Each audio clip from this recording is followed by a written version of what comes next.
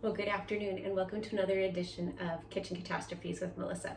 It's been a minute, but today we're going to be making some vegan white bean soup, and we're going to do things that, as we usually do, where we improvise a little because we don't have exactly what we're supposed to have. We'll make it work. To start off with, I'm going to be chopping some carrots, celery, potatoes, and mincing some garlic. And we'll go from there. Now, one of the fun things that's happened since the last time I cooked with you is that I got this cool new toy. It's so exciting. I got myself an electronic countertop composter, and I put the compost stuff in, and then when I decide it's full, I just close the lid and I plug it in, and then it says to me something along the lines of, thank you for contributing to saving the planet. I don't know what it is. The earth protection, I think is the words. It's hilarious. But then I push start and it takes a very long time, like hours upon hours. But when the hours are done, I have dirt. So instead of putting it in the bin that's outside, which, well, to be honest, the bin that's outside, what would happen is I would use my Rachel Ray garbage bowl, which was really broken, and I would just keep putting everything in it and then never actually taking things out to the bin that's outside because, well, especially in winter, I just didn't want to go out. And then I would end up with a moldy bowl of stuff to put in the bin, which is gross. So I decided, why not get the electronic one? It's amazing. I put this stuff in and literally hours later, it's dirt. And I've already used some of the dirt in with my plant, and she had been a little droopy. Esther was not super happy with me. And then I put the new dirt in after I also moved her to a bigger container and loosened up her roots a little. And oh, she's so happy. Let's see if we can show you her a little bit. Over there, look how happy she is. So anyhow, countertop, electronic compost bin, super cool, love it.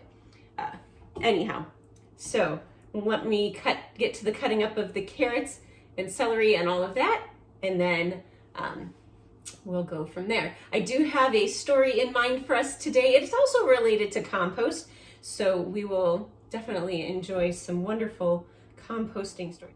Trying to decide, do I leave the carrots this big or should I make them smaller? I'm gonna make them smaller because I can. I will get to cutting this and I will be back with you in a moment.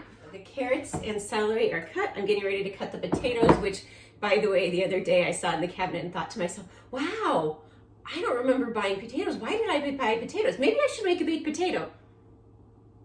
Thank goodness I remembered why I bought them, because otherwise this recipe would not have worked. So gonna get to cutting these potatoes in just a moment here, but also my veggie broth, I guess I need to heat the water first to add the concentrated broth to it. So I'm just gonna go ahead and turn on the water in the electric water kettle, and then I'll get to cutting the potatoes. Now with the potatoes, it does say that I am supposed to dice them, but it doesn't say whether to leave the peel on or to peel them. But if I'm not mistaken, aren't most of the nutrients in the peel? So I think I'm gonna leave the peel on. Might be a mistake, but no one else is gonna eat this except for me, so my mistake, I deal with it, right? Cut this here potato up, actually two of them. And then we'll get to our garlic. Now our story, ooh, there's a little nasty spot. That's gonna go in the, oops. I'll get that later. Yeah, that did not quite make it into the compost bin, as will hopefully the spot. Yeah, there we go. So the story, the compost story for today. This, I learned an extremely important lesson about compost. And that is that there are some things that should never go in compost. And I know I already knew that, but sometimes, I like to think I'm an intelligent person, but sometimes I think I'm pretty dumb for an intelligent person because I do things like this. Years ago, I used to enjoy in the summer just sitting out in the backyard, and I got one of those little standalone little burn pits where you could put like your sticks in it, but then it had like a little lid and it was all self-contained and you could enjoy yourself. I think you might see where this is going. So I figured this is all organic matter, right? Just came off the tree in the yard. So I was like, okay, I got this. This is these, after I burned them and all this, I douse them with water because, you know, like I'm not going to be burning down my house. So I douse them in water. About 24 hours later, I'm like, all right, you know what? I'm going to get rid of this stuff. I'm going to go ahead and put it in the compost bin. If you did not know, that was a mistake. So a little later that day, I'm looking out my window, my kitchen window, this window right here. And I happen to see, wow, there's some smoke out there behind my garage. It's a detached two-car garage. I'm like, do you know, it actually looks like it's really close to the garage. Maybe I should go investigate. It's a good thing I did. By the time I got back there, the compost bin that I had, which was like one of those prefab, you buy it plastic boxes that you open the lid and put the stuff in, it was gone. And half of the side of my garage was on fire. So of course I call 911 and I get the extinguisher from the kitchen and I use that whole sucker up. And I also was like, well, that's good. The fire department's not here and I'm out of this. So then I get the water hose and I'm like spraying it from a distance. And yeah, so the fire department came. That's all right. They make it around. They douse the fire and all this. And the dude in charge, I don't know if he was the chief or just the person that was there that was in charge, he and I were talking about it and he was like, how did it start and this and that. And he was saying that, you know, you have to be really careful about things like that, that even if you douse them, they can reignite. And he said, like, they knew of fires where, like, someone had just thrown a cigarette into, like, some mulch, and, like, a day or two later, like, days later, it ignited the mulch and set it on fire. So, that being said, if you are a smoker, please be cautious about your discarding cigarettes. Please stop smoking because it's better for your health. But anyhow, yeah, learned that one the hard way, that just don't do it. So needless to say, right after they left, I took that stupid fire pit, that little standalone pit, I marched that sucker down to the curb and put it out. And I'll tell you, within a half hour, the garbage pickers had already grabbed it. Somebody was happy with a new pit, but I decided I can no longer be trusted with that. So no more fun of that for me. I guess you could say I punished myself for my irresponsibility. I don't know. But I figured if I can't be trusted, I shouldn't have it. So anyhow, that is how I almost burnt down my garage, which, fun fact about that, the part of the garage that caught fire, of course, would have been the part that was right by, like, all of the most flammable things in the garage. Like, all of the things. Like, anything that had any kind of gas in it, anything that had anything that could be remotely considered any kind of accelerant. But the good news was this.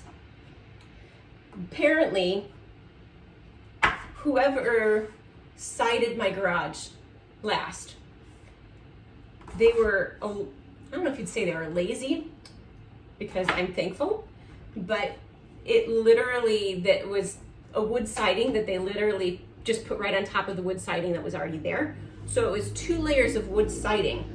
So the fireman basically said, that's the reason I didn't lose my garage, was because wood siding, of course, takes longer to burn than vinyl, which is what most houses are built with nowadays, lots of vinyl siding. But anyhow,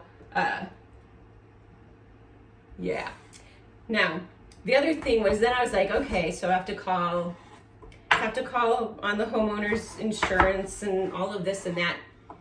And I'm describing what happened, and they're like, you know what? You're better off not filing a claim. Just fix it. So my friend Tammy and I, at that time, Tammy lived like a mile away. She and I take ourselves to the Home Depot, and we pick out wood that looks like my siding, and we fixed it ourselves. Very proud of ourselves for doing that. Saved me a bunch of money because it was way under what my deductible would have been. And I think I still had paint on hand because I'd had my house painted not that long before then. So yeah, be careful with your ashes, and be careful with your compost, or get a cool composty thing like I have. So we're gonna go ahead and get to the cloves. It's 3 cloves. Oh, that makes me happy because I like garlic. Garlic makes me happy. I will just go ahead and dice these up. All of the vegetables are now cut up and or minced and all that good stuff. So now we're gonna go to heating the olive oil in the pan. Half a tablespoon. Well, that's fun because the tablespoon thing I don't have a half tablespoon thing. So I'm just gonna eyeball it. I know somebody out there knows there's some conversion of half a tablespoon equals this many teaspoons. I just don't have that information with me, so I don't want to take the time to figure it out. I don't think it'll hurt anything if it's a little more. Add all this plus all the spices, and we're going to let that do its thing. We're also, though, going to prepare the veggie broth, which uses, it wants 4 or 5 cups, so I'm going to go ahead and put 5 cups into this. I love it because I could put like 8 cups of fluid in here. It's amazing. And for each cup of water, I should be adding 2 teaspoons of this, which, you know, it's a good thing we're using this because this expires at the end of the month. So this is perfect. So there's 1, 2,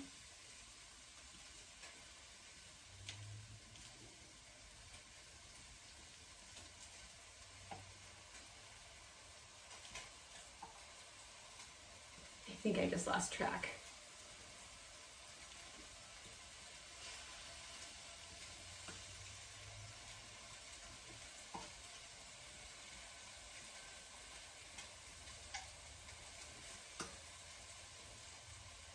I hope that's right. I should have kept counting out loud.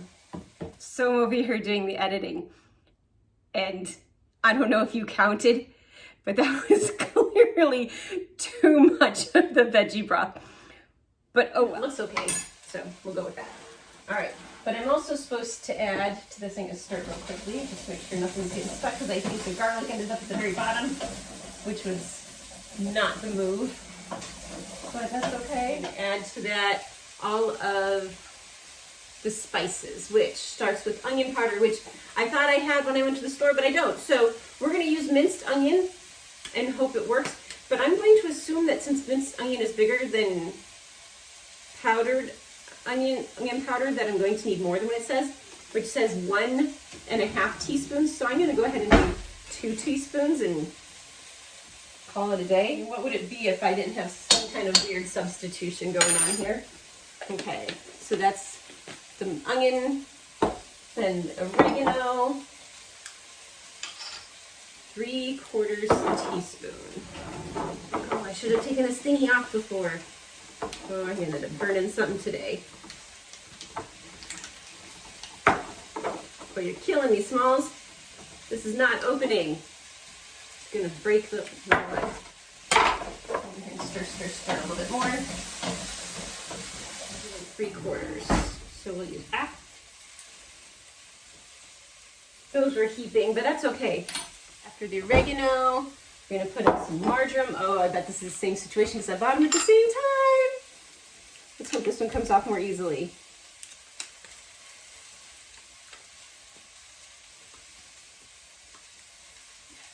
Why'd they put this little tab here if it doesn't do any good?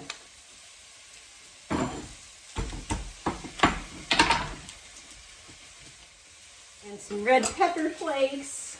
1/3 of a teaspoon. Mine's in this little grinder thing, so I'm just gonna put a bunch in. I have no idea if that's about right, but it'll be okay.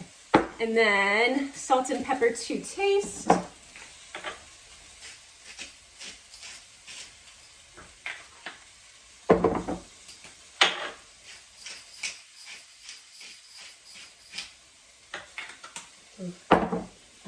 Stir, stir, stir. That was probably longer than that was supposed to go that way, but that's okay, because that's how we do. All right, so now I'm gonna put in this broth and bring it to a boil. It does say you can put in bay leaves. I just didn't bother purchasing bay leaves. And there's a couple other things I'm leaving out because there is one more interesting thing that we'll be doing that I haven't done before. So I figured, let's make it a little easier. When am I supposed to put the beans in? Pause. I don't see where the beans are supposed to get in. There's beans. It's a white bean soup. Oh, okay. So after it comes to a boil, I'm supposed to let it simmer for 10 minutes. And then I add the white beans, which I couldn't find any beans that specifically said white beans. But then I found cannelli beans, which look like white beans of some kind. So I bought 2 cans of those. And then, of course, I get home and realize that the recipe said 3 cans. But thank goodness I already had some cannelli beans in the pantry. So we've got our 3 cans of cannelli beans to put in. Thank goodness. I should put a lid on this so it'll boil a little bit faster. So we're going to see how long it takes for that to boil, and we will be back. We now have a nice boil going on with this. So now that it says we're supposed to let it simmer, so I guess that means I turn the heat down to low, right? That's what you're supposed to do for simmer, right? I hope that's the case. And I'm supposed to let it simmer for about 10 minutes. And then we'll add the next ingredients. So I'll go ahead and set my timer for 10 minutes because I know if I don't set a timer, I'm gonna mess this up. All right, so we'll be back in about 10 minutes to add the next ingredients. All right, the timer's just about to go off. There it did. So now we're going to add the last ingredients. So the cannelli beans, the 3 cans, which I've already drained and rinsed. And then the next one is one it took me a while to find in the grocery store. It wasn't necessarily where I expected it, but I don't know where I thought it should be. And that is coconut milk. So it looks like actual milk. Because, you know, me not necessarily knowing, I'm looking like, okay, coconut milk. Is this going to be with like the almond milk, the cashew milk, the you know, what else is there? Rice milk, soy milk, banana milk, all oat milk. No, it wasn't there. And then I thought, well, maybe it'll be like with the Mexican food stuff, because like dulce de leche and stuff like that. So I thought maybe there. It wasn't there. I think I ended up finding it with the Asian food. I think that's where I ended up finding it. So anyhow, I'm going to stir this up, and then I'm supposed to let this simmer. Goodness gracious, it's a good thing we didn't get any more in here than there is, because it's pretty much all it fits in this pot. It's supposed to simmer for about another 5 to 10 minutes. So we will go ahead and set a timer and let this simmer for a little bit longer. And then we'll get to the next step, which is interesting. All right, so we'll let this simmer and we'll be back. So we are done with our initial simmerings, and so now here's where it gets interesting. To make it so that it's like a thicker soup instead of being so watery like this, I'm supposed to put it into an immersion blender, which I don't have. I don't even know what an immersion blender is, but I'm assuming it's one of those big blender things. I don't know. Anyhow, what I do have is my little tiny magic bullet for making smoothies. So it's going to have to do. So we're going to be putting in a little bit at a time. It does say to take out about half of this and then to put that in. So I have a feeling I'm gonna make a mess here in a moment, but let's just make use of the really big ladle. And we're gonna transfer to this other container to transfer to the magic bullet, because I think it'll be easier to get it into the magic bullet from this because it has a spout. And this is much bigger, so my brain is saying we're making less mess this way. No idea if I'm actually right. By the way, yes, I did just get on my tippy toes to do this because I'm short.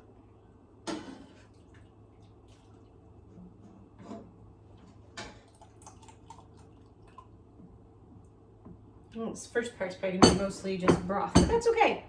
So I'm gonna do a bunch of blending and we'll be back. So it looks like the little magic bullet did the trick. Nice. Well, I better not dump it out. You can watch it. It's going to nice and thick there.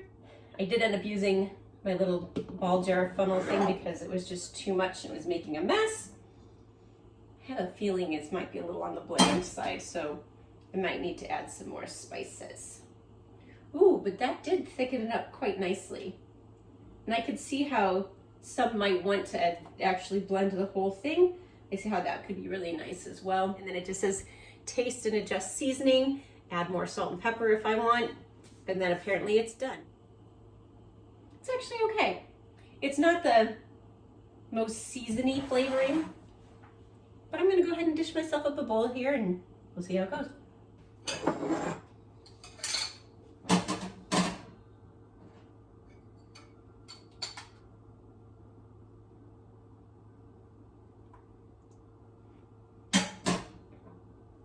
I do believe this is something that I wish I would have done more in the winter, although it's still not too hot out, but it's getting warmer. But I'm gonna definitely enjoy this over the next couple days. It's pretty good. A little bland, but not necessarily a bad bland. I might have to put a little bit more pepper flakes in it. But all right, that was the end of the episode. I will see you again sometime.